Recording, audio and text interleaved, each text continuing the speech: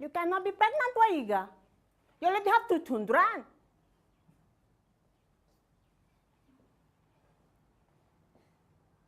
That was the straw that broke the camel's back. I had differences with my boss, but I buried my head in the sand, hoping it's just a dream. Contestant and fellow Toastmasters,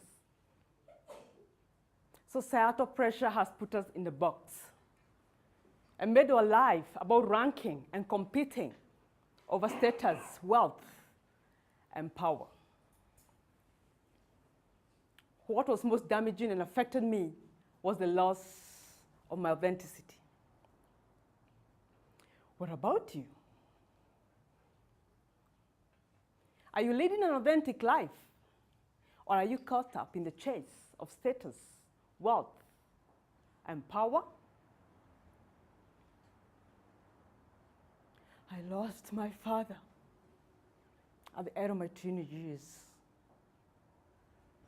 He was the main breadwinner, and that left me doubtful whether I would make it in life.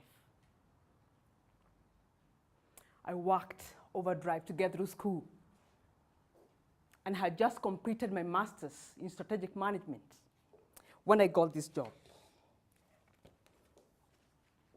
I was hiding behind a position, a job, and academic achievement to face the world.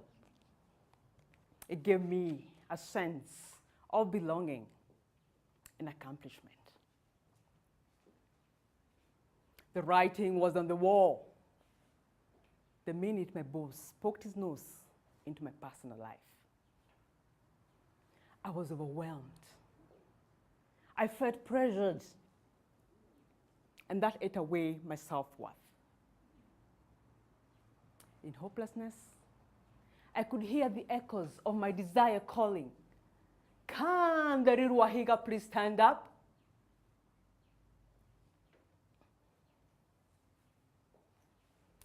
Eventually, I dropped out of my job.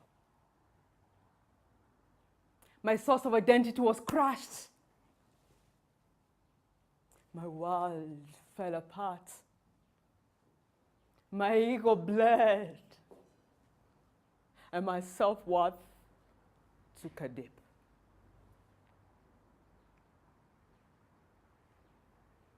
We have many people in the world today who we deem successful because of their status, their power, and their wealth, who are carrying the burden of a false self. While we are busy trying to envy them and emulate them, they are busy trying to escape from the emptiness that lies within them.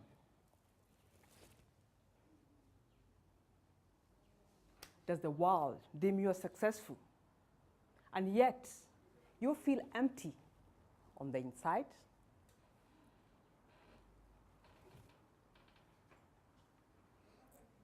I was sure.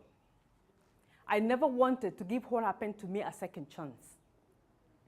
And when I met this coach in an accounting seminar, I shared with him my story.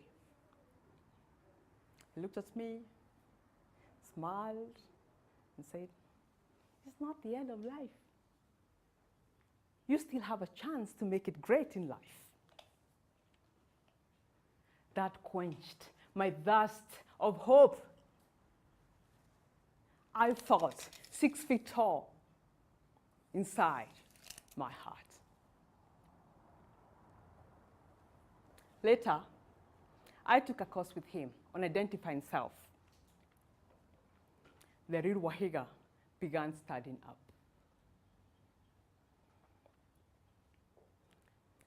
Answering the question, "Who am I?" wasn't easy. Alighting from what society had told me as life, the job I have, what I own, or where I hang out, meant condemning most of the years I have lived. I was taught to define myself from my strengths, my passions, and my vision. This was scary. That part of me was still an infant. It had not grown with my age, nor developed with my physique.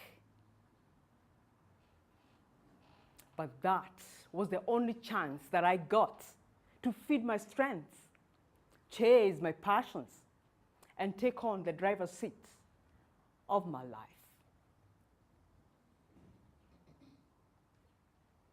With time, the inadequacy and uncertainty that hovered over my head as I tried to fit into peer groups vanished.